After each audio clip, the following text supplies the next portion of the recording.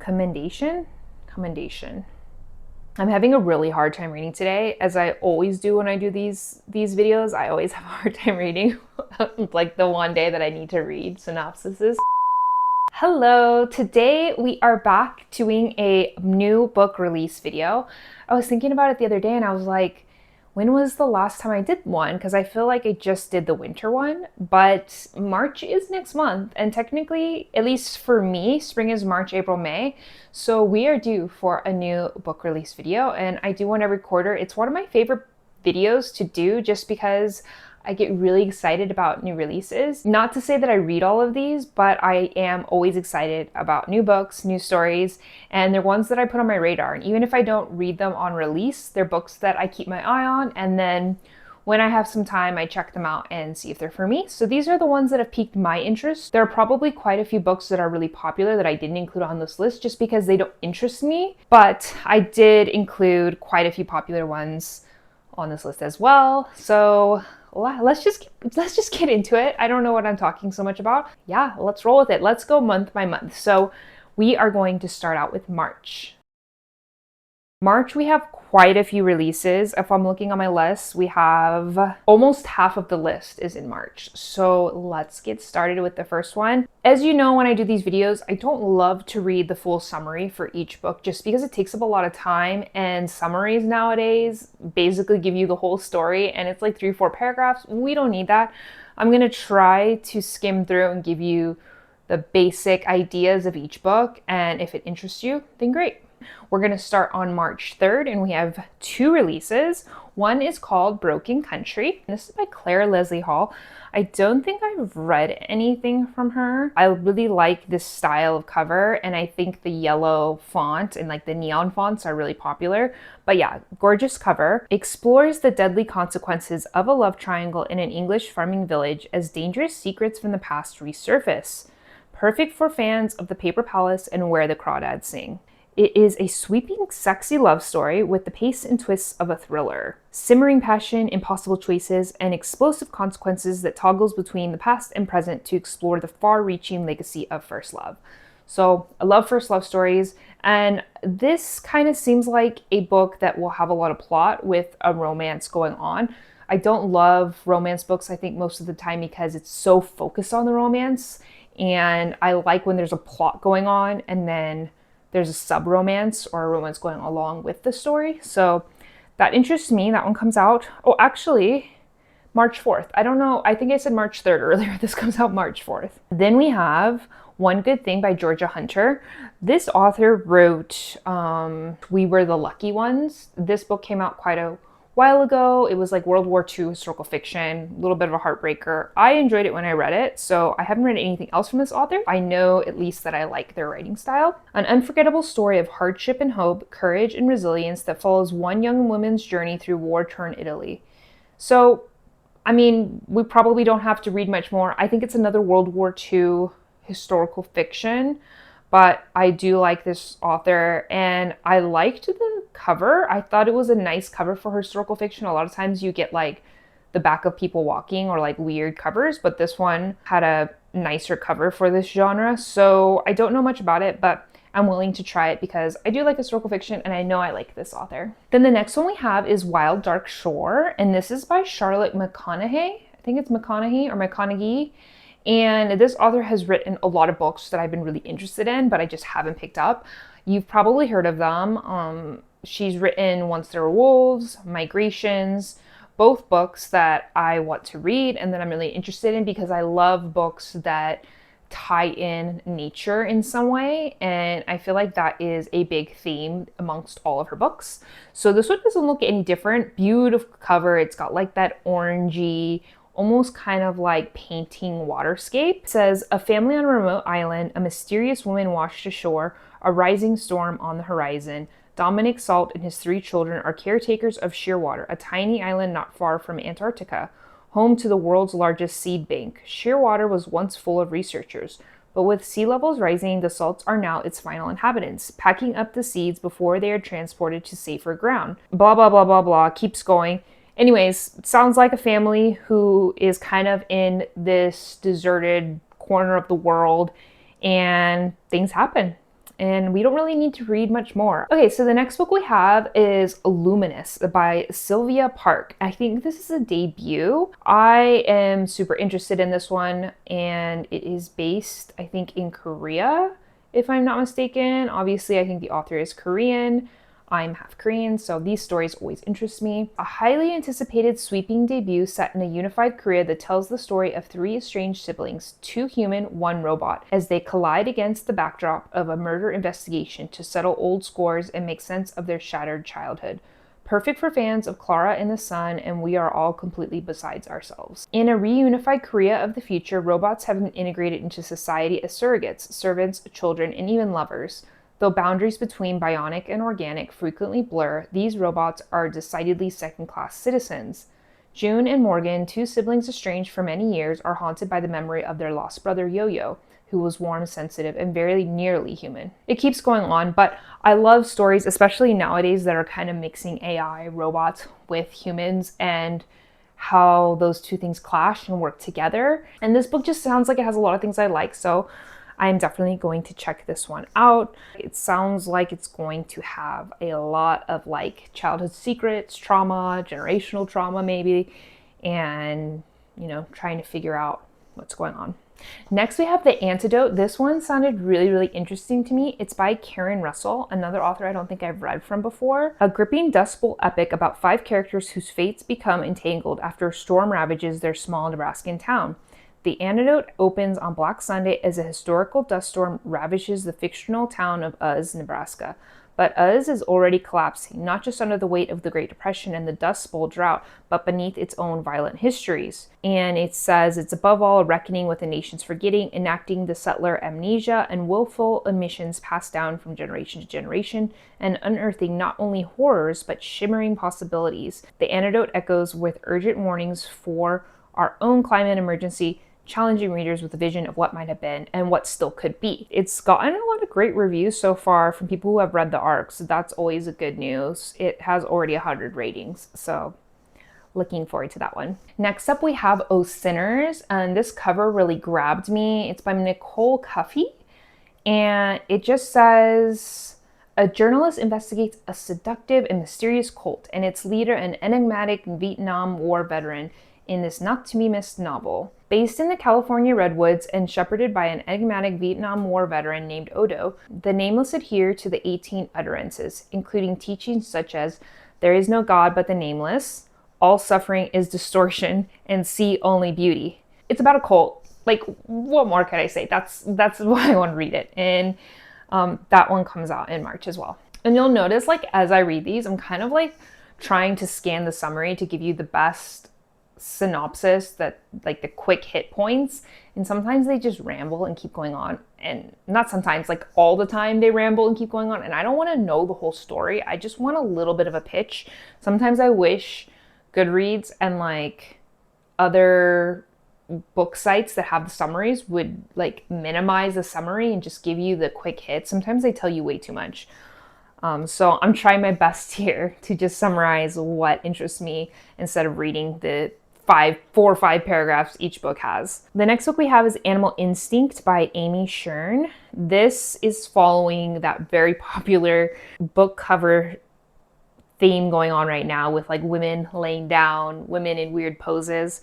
This is definitely following that. And it says Fleischman is in trouble, which I guess is a title, meets Big Swiss in this darkly humorous and tantalizing pandemic-ridden portrait of sex, divorce, and midlife, about a Brooklynite who Frankensteins the perfect lover from the critically acclaimed author of Unseen City. It says it's a spring of 2020 and Rachel Bloomsing, mother of 3, recent divorcee and Brooklynite, is stuck inside, but her newly awakened sexual desire and lust for a new life refuse to be contained. Leaning on her best friend Lulu to show her the ropes, Rachel dips a toe in the online dating world, leading to park bench dates with younger men, ongoing flirtations with beautiful women, and finally actual in-person sex. None of them individually are perfect, hence her rotation.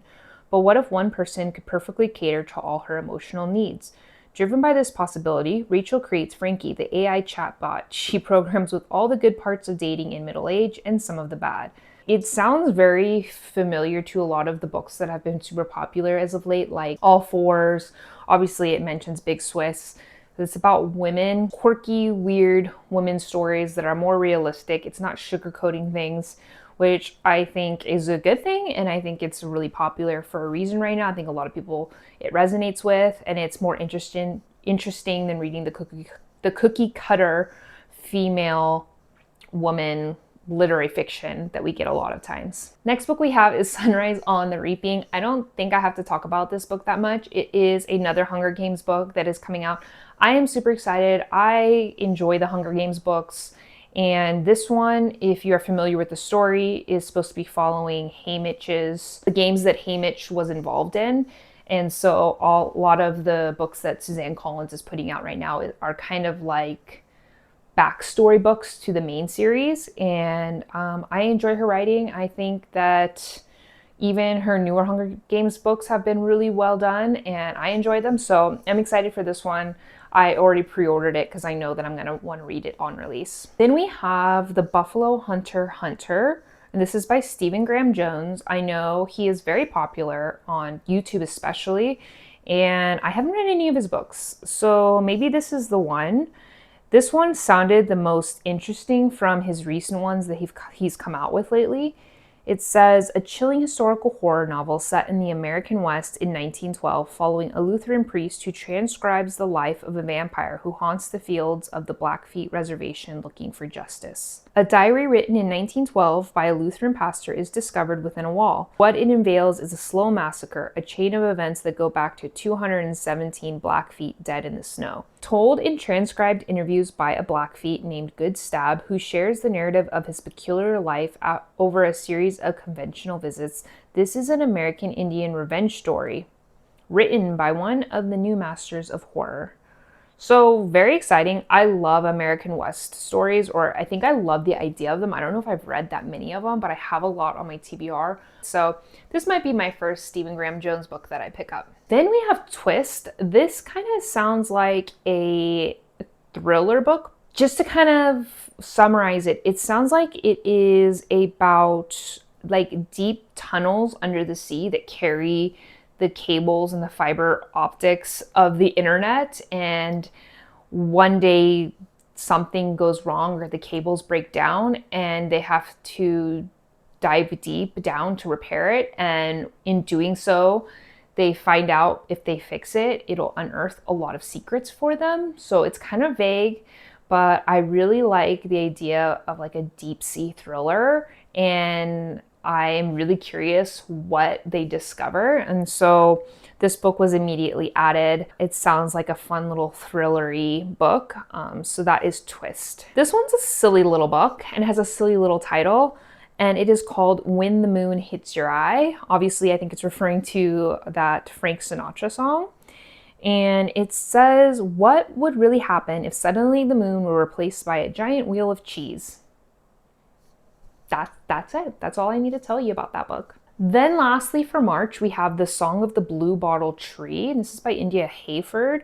Don't think I've heard of this author before. This one again kind of deals in the rural South, which interests me. And it says, disguised by years in exile and a name she found on a gravestone, an unconventional young woman returns to her childhood home in rural 1967 Arkansas in this hauntingly visceral Southern tale of desperate choices, found family, folk magic, and noisy ghosts. Don't want to read too much because I don't want to spoil it, but it sounds like a perfect little, like maybe a little Southern Gothic tale with magical realism and a little bit of spookiness, a little bit of weirdness. The cover does not give a lot away, so I'm really curious about this one. Now we are going into April. We have quite a few books in April, and a couple of them are very big releases, very popular books. The first book which comes out in the beginning of the month, and that is Gifted and Talented by Olivia Blake. I've never read her, but I know that she is very popular. She wrote the Atlas 6, I think it's like a trilogy or series, and she's written a lot of really popular books. This one sounded like a group of siblings who have a very wealthy father, and they find him dead, and they are, I guess, trying to figure out like who gets what when he dies, and they are telepathically and electrokinetically gifted, which What does that mean? Who knows? But I guess we will find out in this book. And I think it's just about really ambitious, technologically advanced kids and their abilities and sibling rivalry. So definitely want to check that one out. Next up, we have Mending Bodies. This is a translated work. I think this author comes from Hong Kong, and it is a dystopian book. The cover is really cool. It's kind of like, looks like they're playing Cat's Cradle.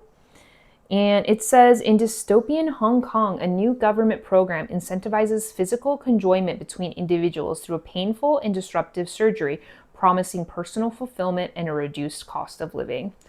So, like, the government is paying people to become like Siamese twins or something?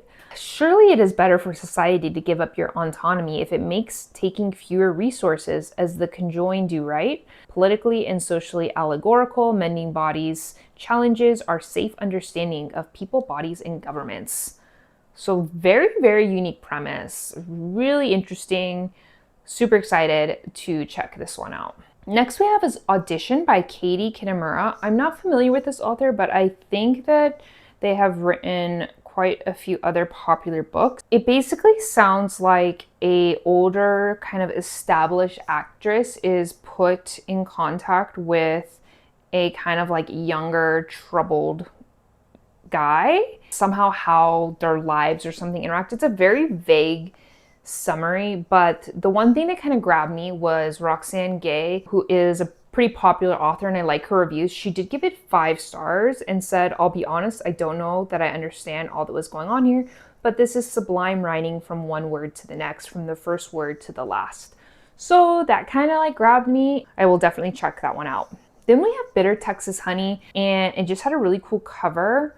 And it says it is the Royal Tenenbaums meets Fleabag in this hilarious and dizzyingly smart debut about an over-the-top evangelical Texan family and the daughter at its center racing to finish her very important novel before her ex-boyfriend finishes his. It kind of sounds like this kind of black sheep of the family, and she comes home to kind of like her very conservative family. I did like the Royal Tenenbaums meets Fleabag reference, so I am definitely going to check it out and see what it's about. And then this next book, it's probably going to be one of the bigger book releases this year because it is Emily Henry and it is Great Big Beautiful Life. It's getting good ratings, but it is Emily Henry. I feel like Emily Henry stands rate her books highly no matter what. I'm not trying to be a hater.